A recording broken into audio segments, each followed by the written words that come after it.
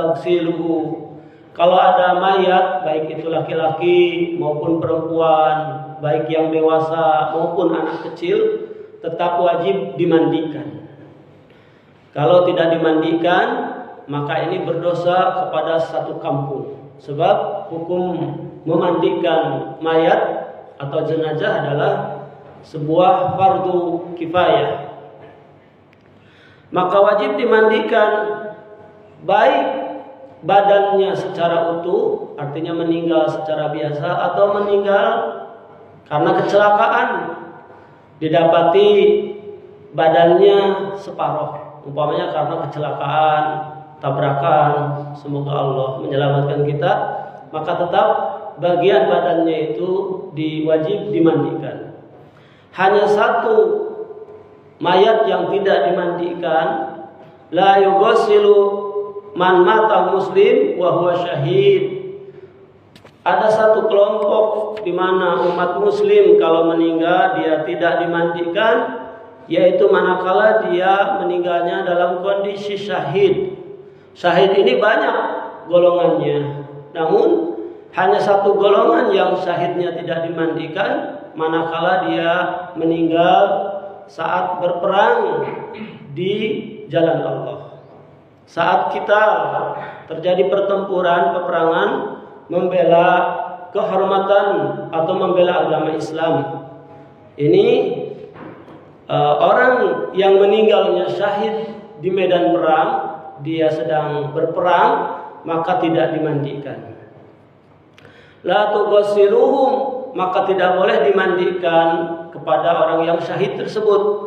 Fa inna kulla jurhin, karena setiap bagian anggota tubuh orang yang mati syahid itu, akulla damin, atau setiap darahnya itu, yafuhu miskan yaumal qiyamah, dia akan menyerbakan harum wangi misk di hari kiamat kelak. Namun kemarin sudah kita bahas bahwa orang yang mati syahid ini, saat dia terbunuh di hari itu pun, maka Allah akan ampuni dosa-dosanya dan dia akan dimasukkan ke dalam surga bighairi hisab wal adab, tanpa disiksa dan juga tanpa melalui proses hisab, kecuali manakala dia memiliki hutang. Maka sudah diingat kemarin ya, doa yang suka dibaca oleh Rasul sallallahu alaihi wasallam saat tasyahud akhir. Bagaimana doanya? Allahumma inni a'udzubika minal ma'sam wal maghrum. Nah, ini Rasul sallallahu alaihi wasallam senantiasa membaca doa ini.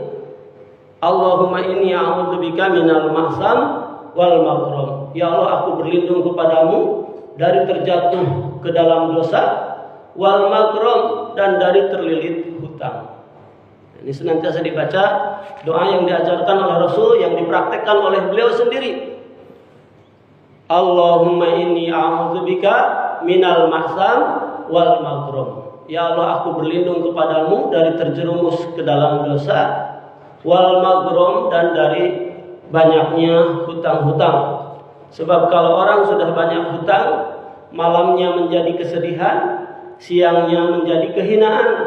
Kalau dia berbicara, dia banyak berbohong. Kalau dia berjanji, maka janjinya ini suka diingkari. Kemudian bagaimana cara sifat memandikan mayat?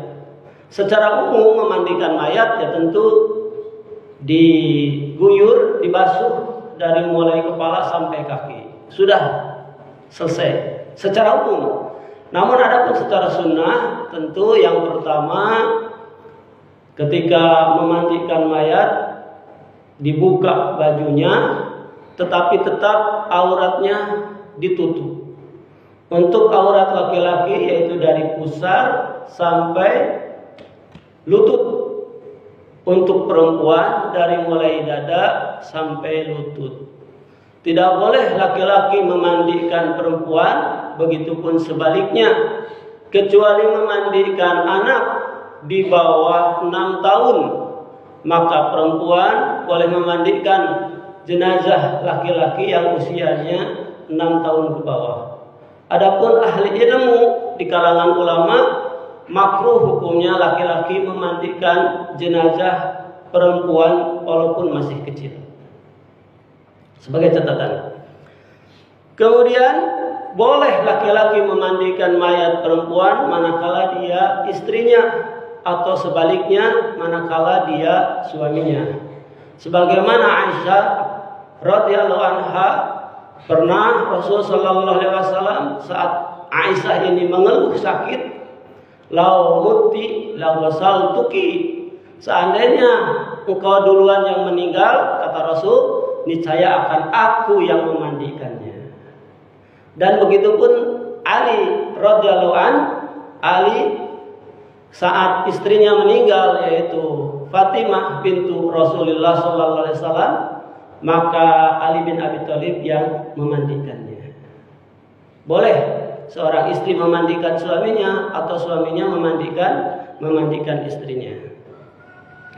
Yang pertama-tama, maka sebelum dimandikan dipotong dulu kuku-kukunya kalau kukunya panjang. Kemudian dipotong pula, ditipiskan kumisnya, kemudian dicuci semua kotorannya. Diangkat badannya setengah duduk. Diangkat badannya setengah duduk, kemudian diusap-usap bagian perutnya. Biasanya sepengalaman sejauh yang saya alami, kalau diusap-usap perutnya ini diurut, dia kotorannya akan keluar. Kemudian dicuci, namun tetap tidak boleh memegang kemaluannya. Disarankan menggunakan sarung tangan. Bahkan sebagian kelompok, salah satunya di dalam kitab I'anatul Talibin, dimasukkan jari kita sedikit ke dalam duburnya agar semua kotoran yang tersisa itu keluar. Setelah dibersihkan dan yakin semua kotorannya dibersihkan, dicekokin begitu, kemudian diwudukan sebagaimana wudu untuk sholat. Inilah ajaran Islam, bagaimana tidak saja memuliakan kepada orang yang masih hidup, memuliakan pula kepada orang yang sudah meninggal.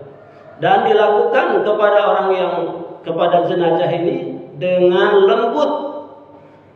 Kata Rasul sallallahu alaihi wasallam, orang yang memecahkan tulang orang yang sudah meninggal, dia sama seperti memecahkan orang yang masih hidup. Kemudian setelah diwudukan, barulah disuai-suai rambutnya. Disuai-suai rambutnya.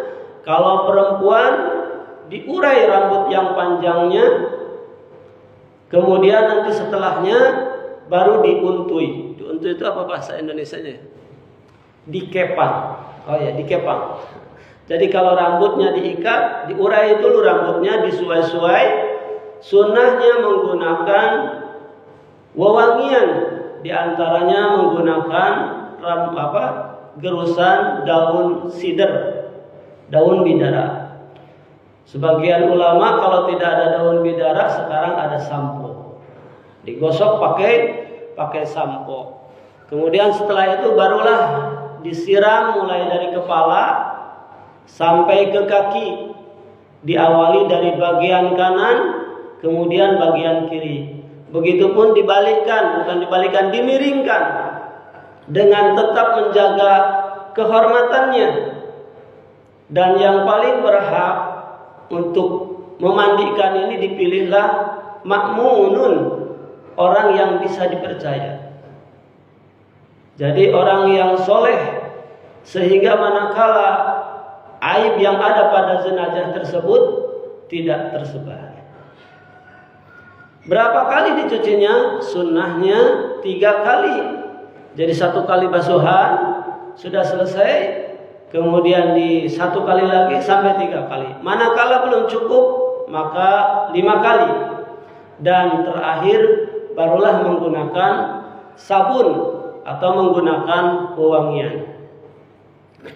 Dan sunnahnya setelah selesai, rambutnya ini kalau ada yang putih disemir.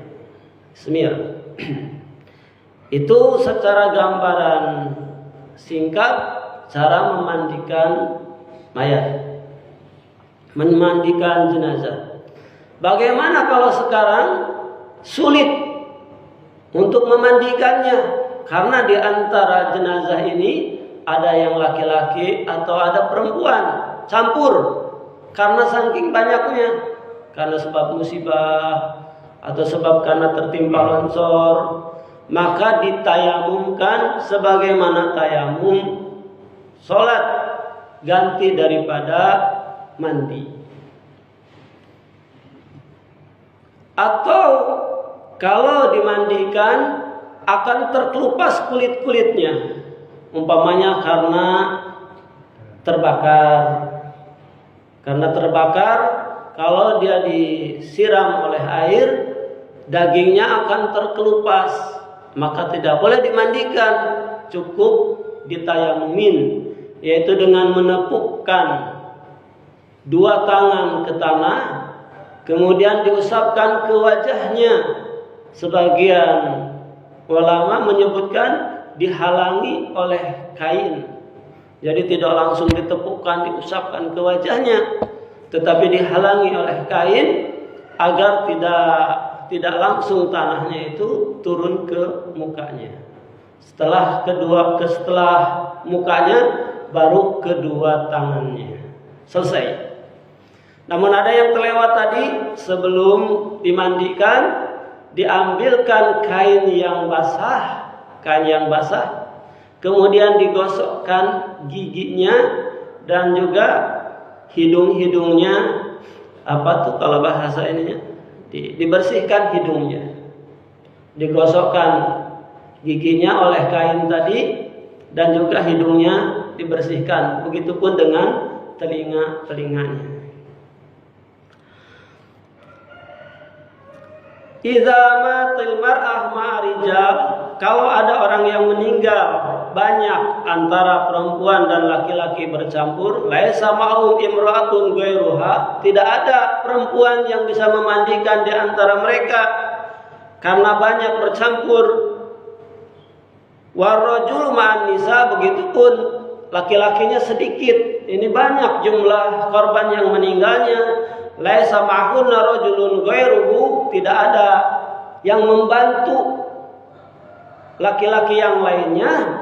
Fa innahuma yumamimani wa yudaffinan, maka semua mayat tersebut itu cukuplah ditayamum